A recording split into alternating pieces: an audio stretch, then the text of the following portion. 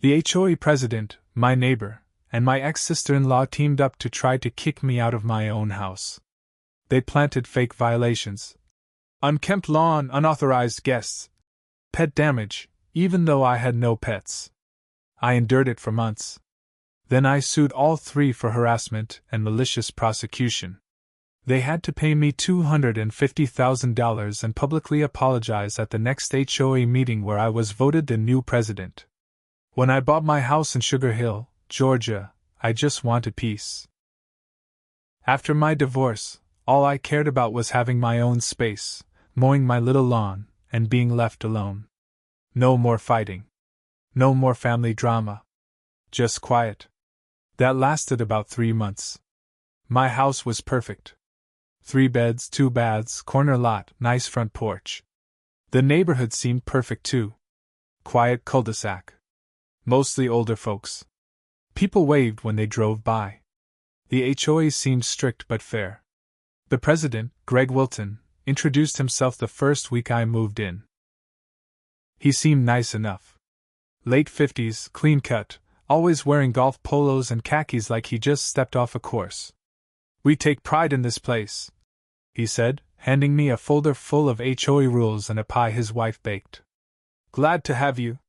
It was Diane Moser, my next-door neighbor, who gave me my first uneasy feeling. She was always watching. Always writing something down on a little notepad whenever someone did anything in their yard. She lived alone. Her yard looked like a Home Depot ad.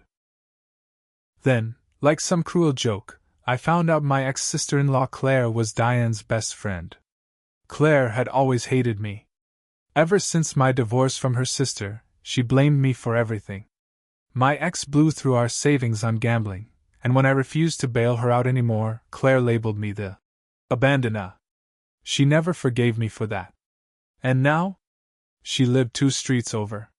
Close enough to stir trouble. The first violation notice came in a yellow envelope, slipped into my mailbox. Unkept lawn, first warning. Unkept? I mowed twice a week. Edged the driveway. Even had fresh pine straw laid out in the flower beds. I called Greg. "Probably just a mistake," he said. "Happens with new residents sometimes. Nothing to worry about." I let it go. Then came the second notice. Unauthorized guests, second warning. Apparently, my brother visiting for the weekend counted as some kind of rule breaking. He stayed 2 nights. Parked in my driveway. No loud parties. No issues. The third notice broke me. Pet damage, final warning. I don't own a pet. Never have.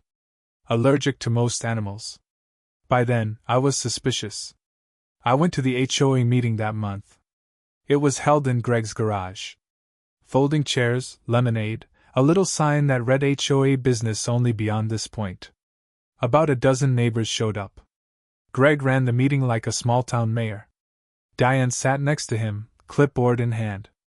Claire sat behind them, arms crossed, smirking like a kid who knows a secret.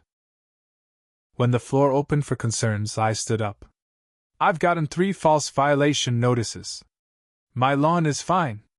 I have no pets. My brother visited for 2 days. What's going on?" Greg smiled like a used car salesman. "We take reports from neighbors seriously.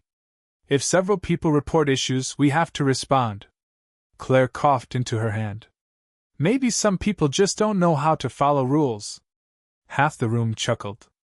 I left that meeting feeling small. But I also left determined.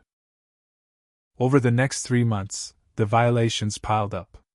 Excessive noise. Improper trash can placement. Failure to edge lawn. Each carried a fine. First $50. Then $100. By Christmas, they claimed I owed $1,300. I refused to pay. That's when the letters started. Certified mail. Legal threats. Pay or face foreclosure. I wasn't stupid. I knew what this was. They wanted me gone. Claire wanted revenge. Diane wanted control. Greg wanted obedience. But they underestimated me. I documented everything. Photos of my yard every week. Landscaper receipts. Security cam footage showing no pet activity. Visitor logs from the HOA's own gate records. I also installed 2 more cameras. One by the mailbox. One facing the side yard. That's when things got worse.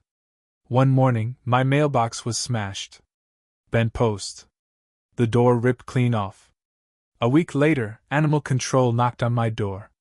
Someone reported an aggressive dog running loose at my address. I invited the officer in. I have no pets. Look around.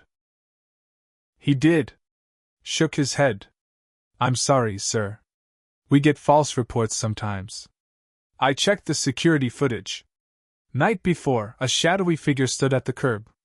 Couldn't make out the face, but they had Diane's build. Clipboard and all. That same night, Claire posted on Facebook in a private neighborhood group. Some people just don't belong here. Wonder how long they'll last.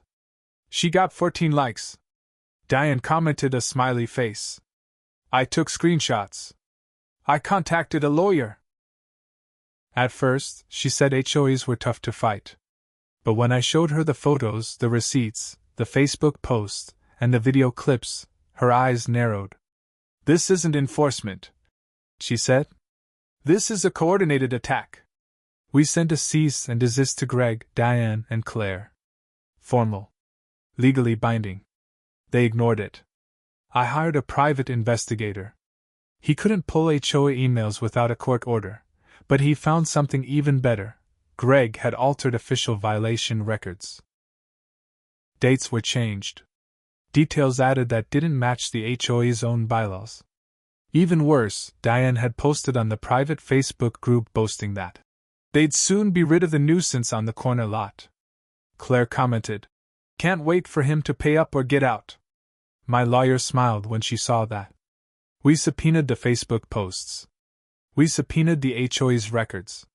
We prepared a lawsuit for harassment, malicious prosecution, and intentional infliction of emotional distress.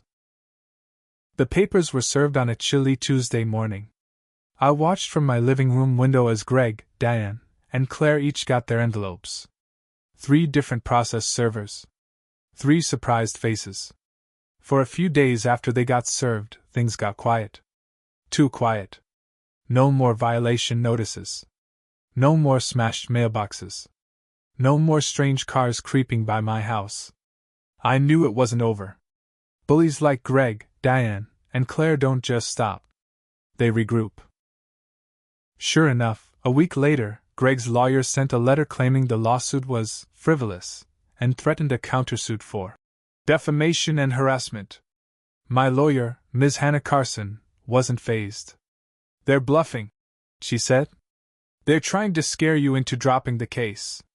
But Greg wasn't just relying on lawyers. He started talking to neighbors. At the next HOA meeting, people who had never spoken out before suddenly had plenty to say. "He doesn't follow the rules. He causes problems. He's trying to bankrupt the HOA with a lawsuit." I stood up calmly. "I have proof of everything. This isn't about the rules. This is about 3 people targeting me. You all know it." Most people avoided my eyes. A few nodded. Quietly. Then Claire tried her next move. "One night, I came home to find a for sale sign in my yard. It wasn't mine. A prank. An expensive one. I pulled it out and called the number listed. It was a local realtor, Claire's cousin. She wasn't even trying to hide it anymore. I documented it. Sent the info to Ms. Carson. "This just strengthened your case," she said. "She's making it very easy for us." But Claire wasn't done. 2 days later, my brother called me. Someone had contacted his employer and made anonymous claims that he was a danger to the neighborhood. False reports. All traced back to a blocked number. We suspected Claire, but without direct proof, we couldn't act on that part. Yet. The pressure on the HOA board started showing. Not everyone was loyal to Greg and Diane. Mrs. Padilla, an older woman who ran the neighborhood garden club, cornered me one morning. I've lived here 20 years. I know what they're doing to you. You've done nothing wrong. She wasn't alone. A quiet group of homeowners began supporting me behind the scenes. They gave written statements from my lawyer about how Diane and Greg often created violations out of thin air and intimidated anyone who complained. One even provided old emails between Greg and Diane discussing removing problematic residents, including my address. That was the smoking gun. By March, we filed for a court date. Greg's lawyer tried delaying tactics, claiming new evidence, trying to push the trial back. My lawyer fought every motion. Finally, a judge set the date, May 15th. In the weeks leading up, Greg's side got desperate. His lawyer offered a settlement, $25,000 if I dropped the lawsuit and agreed not to run for HOA office in the future. I declined without even thinking about it. Then, another letter arrived. This time from Diane's lawyer. She wanted to resolve the matter privately, and offered $10,000 and an apology. I declined again. Ms. Carson said quietly, "They're sweating now. The night before the trial, someone egged my house." Security cameras caught two figures, Diane and Claire. The footage was the final nail in the coffin. We handed it to the police. They were both cited for vandalism, which would be brought up in court the next day. I didn't sleep much that night. I wasn't scared. I was angry. Tired. Ready. For too long, they had controlled the neighborhood. Controlled people's lives. Tomorrow, it would end. Court was packed. Neighbors. HOA members. Even some local reporters showed up once they heard what was going on. Greg sat with his lawyer, looking pale. Diane avoided eye contact. Claire? She looked smug. Like none of this could possibly touch her. The judge came in. Heavy-set man with gray hair. Firm voice. "Let's begin." Ms. Carson opened strong. She laid out the harassment. The false violations. The fines. The smashed mailbox. The forged records. The Facebook posts. The vandalism. She played the security footage of Diane and Claire egging my house. Claire gasped. Diane's face dropped. Then the emails came out. The ones where Greg and Diane talked about removing problematic residents, and specifically named me. Greg's lawyer tried to object. The judge overruled. Greg started sweating. Diane cried quietly. Claire? Still stone-faced. Then Ms. Carson called the homeowners who had given statements. Mrs. Padilla took the stand. So did 3 others. They told the same story. Greg and Diane ruled by fear. Claire stirred up lies. Anyone who challenged them got violations. The defense barely had a case. Greg's lawyer claimed they were just enforcing rules. Diane's lawyer blamed Claire. Claire's lawyer said she was merely a concerned neighbor. The judge didn't buy any of it. After 3 days, the judge gave his ruling.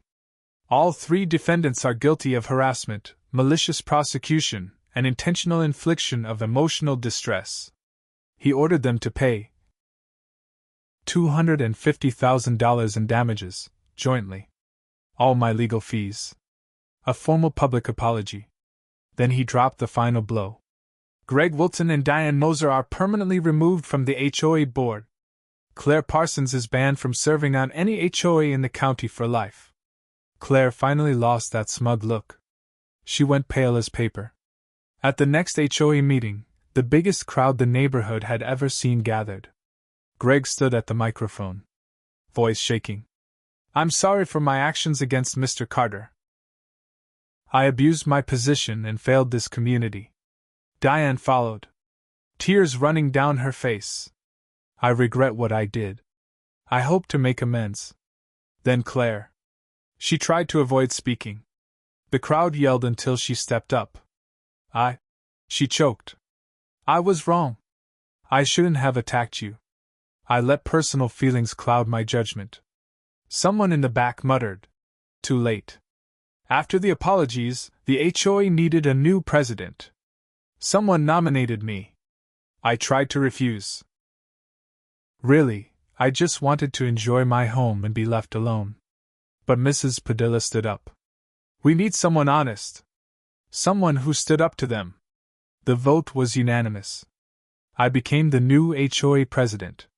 Greg sold his house within 2 months. Rumor was he lost most of his retirement savings paying the settlement.